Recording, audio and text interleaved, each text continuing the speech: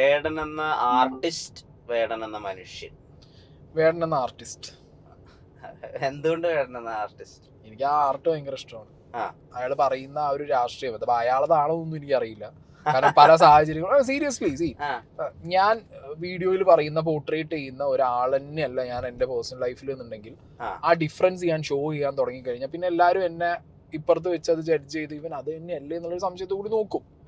വേടന്റെ കാര്യത്തിൽ വേടൻ പറയുന്ന നിറത്തിന്റെ രാഷ്ട്രീയം, സ്ത്രീ സംരക്ഷണം, ദളിത് പൊളിറ്റിക്സ്, വലിയവൻ ചെറിയവൻ, ഈ കാര്യങ്ങളൊക്കെ നിങ്ങൾ എടുത്തു വെച്ച് നോക്ക്, ഇയാളുടെ പേഴ്സണൽ ലൈഫ് എടുത്ത് നോക്ക്, പലതും മാച്ച് ചെയ്യുന്നില്ല.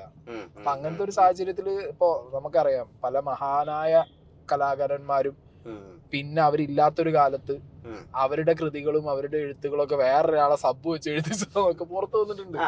മേ ബി ആ രീതിയിലാണെങ്കിലോ ഷേക്സ്പിയറിന്റെ ഒരു കൂട്ടം ആളുകളാണെന്നൊക്കെ. അപ്പൊ അങ്ങനെയാണ് നാളെ അറിഞ്ഞു കഴിഞ്ഞാൽ, കാരണം എനിക്ക് അങ്ങനത്തെ വേരിയേഷൻ ഫീൽ ചെയ്യുന്നുണ്ട്. ഞാനത് ഓപ്പൺ ആയിട്ട് വീഡിയോയിൽ പറഞ്ഞിട്ടുണ്ട്. വേടന്റെ കാര്യത്തിൽ നാളെ അങ്ങനെയാണെങ്കിലോ അതായത് ചുരുക്കി പറഞ്ഞാൽ ഇപ്പൊ വേടന് വേണ്ടി വരികൾ എഴുതുന്ന വേറെ ആരെങ്കിലും ആണോ എന്ന് ചെറുതായി സംശയം തോന്നിയിട്ടുണ്ട്. ഡെഫിനറ്റ്ലി എനിക്ക് തോന്നിയിട്ടുണ്ട്. പക്ഷെ അദ്ദേഹം പൊതുവേദികളിലൊക്കെ സംസാരിക്കുമ്പോഴും അതേ ഡെപ്തിൽ സംസാരിക്കണായിട്ടാണ് മനസ്സിലാക്കാൻ സാധിച്ചിട്ടുള്ളത്. ഈ ഡെപ്ത് ആദ്യം 2018-19 CA വരുന്ന സമയത്ത് ആ ടൈം മുതലുള്ള വേടന്റെ ഡെപ്തിലുള്ള സംസാരങ്ങളും ഇപ്പൊ സംസാരിക്കുന്നതും ഒരേ കാര്യങ്ങളാ, ഒരേ ടോപ്പിക്, ഒരേ കാര്യങ്ങൾ. അയാൾക്ക് പ്രത്യേകിച്ച് അതിനൊരു അപ്ഡേറ്റഡ് വേർഷൻസ് ആയിട്ട് അയാളൊന്നും കൊണ്ടുവന്നിട്ടില്ല. പറയുന്നതും ഒരേ കാര്യമാണ്.